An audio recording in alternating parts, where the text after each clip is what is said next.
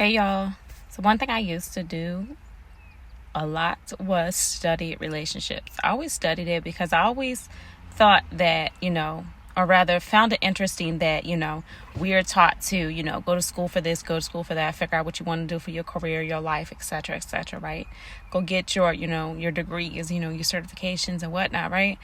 To obtain this dream job or whatever it is that you want to do for your life. But also one of the biggest goals that anyone and the majority of people have is to have a successful and a satisfying and loving relationship, right? To be married, right? And to just have that connection, that union. However, we're not teaching ourselves, what it is to be married, what it means to be married, your idea of what your role should be within marriage, and just building yourself up to be that character, to be that wife material, or for the men to be that husband material, right? We're not building up that character. We're not learning what it means to be selfless and really assessing ourselves and preparing us for that, because a piece of paper and a ring doesn't make us marriage material. It's in your character and who you are before the ring, right? And I think that's why we have so many failing relationships today, or just a lot of things that people don't consider. So I've always made it a priority for me to study relationships, to try to learn the heart of a man, try to learn how men think, how they feel, how they function, what they think about women. And I think you'll do yourself a huge service by doing that, ladies, by learning that, and fellas too, when it comes to the women, learning that, right? And I used to study relationships a lot. I haven't done so much lately, but I feel myself trickling back in there. It's always been one of my favorite hobbies for the given reasons that I just described, right? So one thing I do, I have a decent amount of male friends, so I always love the perspective of a man and getting their input and their thoughts and how they feel about certain things. And one of the things that I've learned, y'all, is, well, before I even say that, I just want to make the point that some people feel like I shouldn't talk about relationships because I'm single. I've had a couple people say that to me before, so it's like they quickly overlook me, even though I think I give good advice. I give valuable information, because I don't just get this from myself, y'all.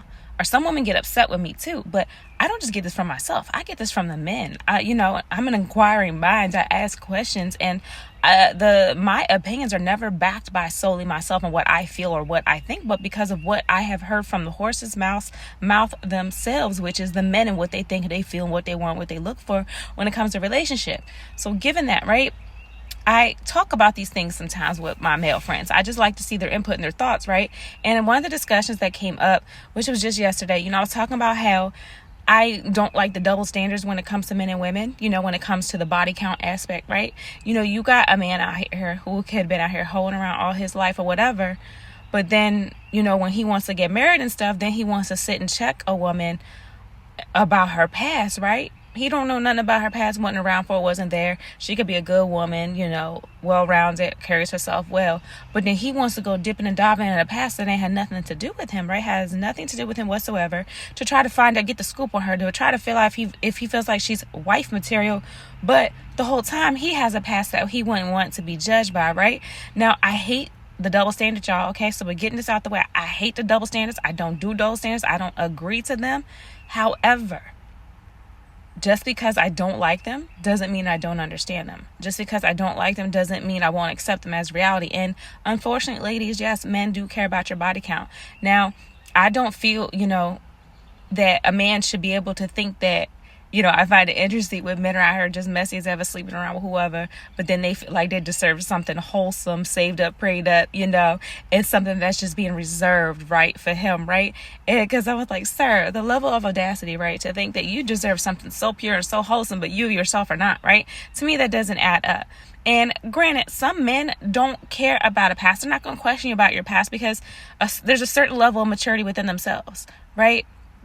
And I'm not saying that men are immature who care so much about your past, but, some men do reach a certain level of maturity where they understand that just like them, you may have a past, right? But the same way they don't want to be judged by their past or to have it held against them, they're not going to do that with you, right? They've reached that certain level of maturity within themselves. Now, it's not to say that these other men who do care so much about your past are incapable of reaching that level of maturity within themselves. They just don't want to, and they really hold it like hold it above you. Like literally, they really care like so much, right? And again, I don't think it's fair, right? I don't think it's fair because I don't like the double standard aspect, right? But There's some men who really do care about your past, and I think it has to do with the culture, really. I think it depends on the man and who he is. Now, if he's a man in Yahuwah, then he understands that, life happens. We were different people before our relationships with Christ and Yahusha, right? And that the same way that he was remolded and resculpted and well refined and well rounded in the sights of Yah, in the sight of Yah, that you can now be the same thing. So that type of man more than likely won't care about your past. But again, there's a lot of men who do. And I feel like it's important just to encourage y'all. Be mindful of your body count. Again, like, you might not care about your body count, but your future husband does, more than likely. And I think it's safe to say that every man would prefer a woman that hasn't been tossed around, that, not everyone, a woman that they prefer, a woman that not everyone can say that they've had, or, people that they know can say that they've had, because I do know some people, y'all, that just mix and mingle. It'd be like, it could be a neighborhood, and it's like, this person been with that person, and then this one over here been with this one, and then these two have been with this one. And it's like, yo, it's messy, and it's like some heavy mingling and swapping of the bodily fluid, y'all. It's gross, but nonetheless, again, I don't think it's fair, but men do consider that, ladies. So, even though I don't agree with the double standards, I understand the simple fact that, when it comes to the bodies, right? The male and female anatomy, you have an innie, ladies, and they have an outie. And I know it sounds like I'm talking about belly buttons, but, think about it. At the end of the day, this is why I understand where they're coming from, because at the end of the day, it's your body being penetrated, sis. It's your body that's receiving the man, right? You are receiving him. So men do hold that above you, unfortunately. So I think it's mindful for you to consider that if you want to be a wife one day, Granted, some of us didn't grow up in a household teaching us to save ourselves for marriage. I didn't, it just wasn't something that my family talked about, my family believes in God, but they didn't have that solid foundation, that relationship, right, with the Most High, and didn't speak that to me, and I think a lot of households are like that. People aren't having conversations about the birds and the bees and saying, hey, save yourself, Or you have some families, like, men will be teaching their daughters, oh, don't let boys touch you, or they'll try to talk you, their way into your pants, don't do this, don't do that. But then they'll be praising their sons, go out there and get them, like, to go out there and get a hold of these women, and, and to add to that. And that is, it's self-destructive, and they're leading them down the wrong path, but this happens. But nonetheless, I know a lot of women that we didn't grow up in these households. And granted, had I grown up in that household, maybe my life would have been different. Granted, I don't have a track record. I mean, I have a past, but I don't have a track record in the sense that I was ever a hoe or promiscuous previously. I've been saving myself for 10 years now from in marriage. If you've been following me, you know that. And I don't have a high body count, low mileage, I guess, as they say. And I have low mileage. And but nonetheless, if I could undo the hands of time, I would still be a virgin today and not just born again, But I did vow to Yah to save myself until marriage, because I understand the beauty and the honor and my self-love, my self-dignity, my self-respect, my self-worth, my self-value, and that self-preservation. I understand it's a very beautiful thing. And then in this day and age, a lot of women don't want to do that. They don't even want to hear about it. They believe in this whole sexual liberation stuff, but y'all, let's be real. Sexual liberation is a lie. You think, ladies, that you could go out there and be just as free as men when it comes to the sex. Look, men shouldn't do that either. Again, the double standard, like, they shouldn't be out just sleeping around either. They should have the same concern and consideration for their penis the same way they expect for you to have with your vagina.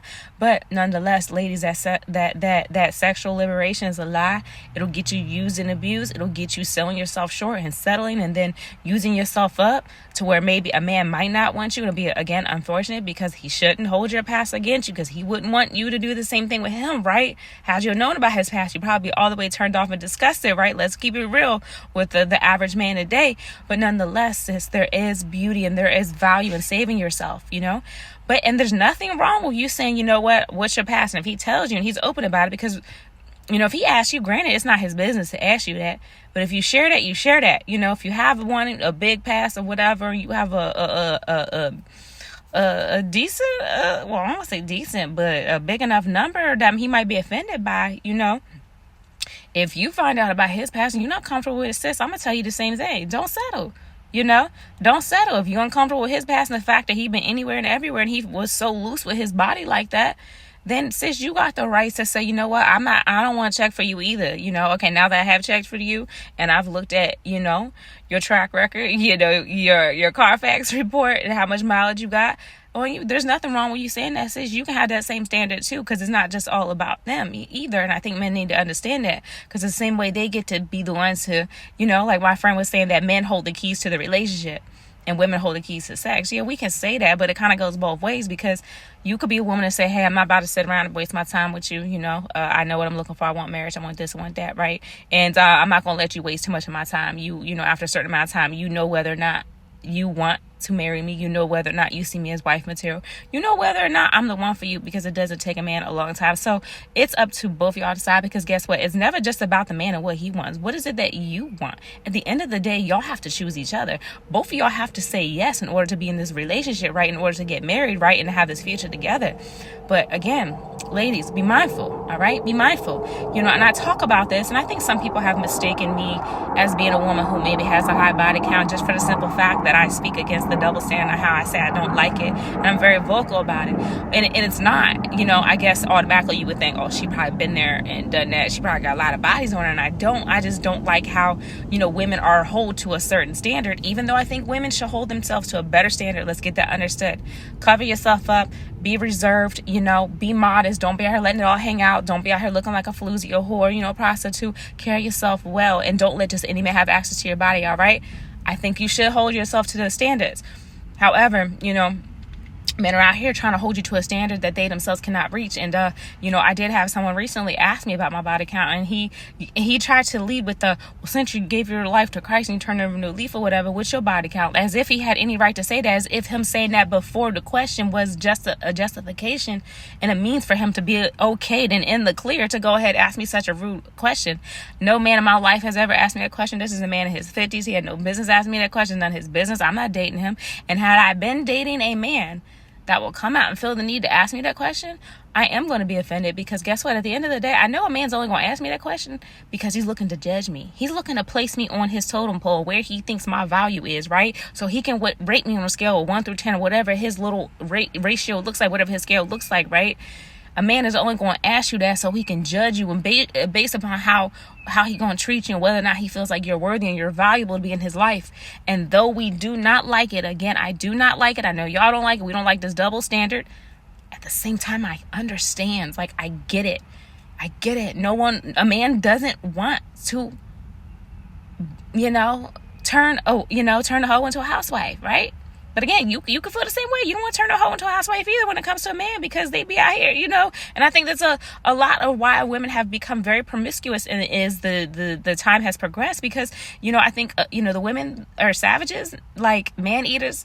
I know some, y'all, they are ruthless. And I think it's really all boils down to, being played and getting tired of being cheated on. Women just got fed up and just get tired of being brokenhearted. I've been cheated on in the past. I've been cheated on every situation I've been in.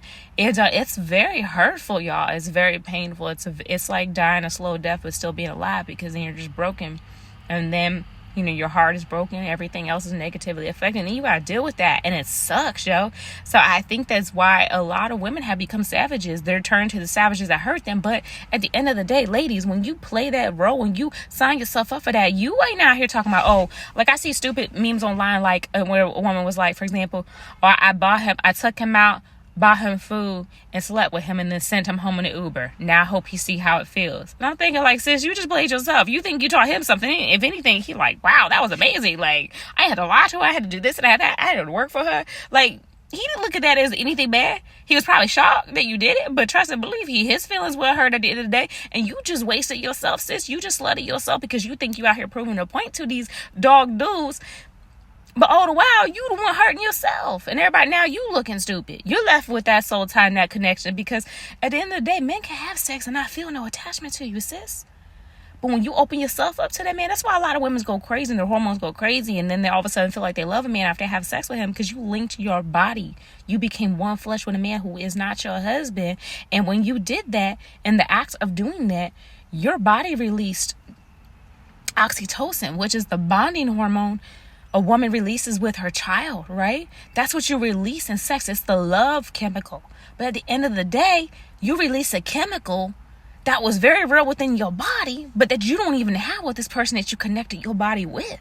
And then he goes on about his little happy business and his little merry little way. And then you over here hurting and damaged and bruised and, got in these soul ties, and you got that connection that you shouldn't have. And then this is just another piece of work. That's some serious work to undo in order for you to move forward in the future and for the next person. Then you might meet your one day husband, but you got all this baggage and all this drama and all these soul ties, and you hurting inside, and now you don't know what to do with it, and you're hurt. Granted, men get soul ties in these situations too, but for them it's just the dopamine hit, the serotonin gets released, that feel good hormone. They're not bonding with you. They're not releasing oxytocin and falling in love with you all some sex. You fall in love with some sex, but really what you really fell in wasn't love, but was a lie. You lied to yourself, but it's because you connected your body to a man who didn't deserve you.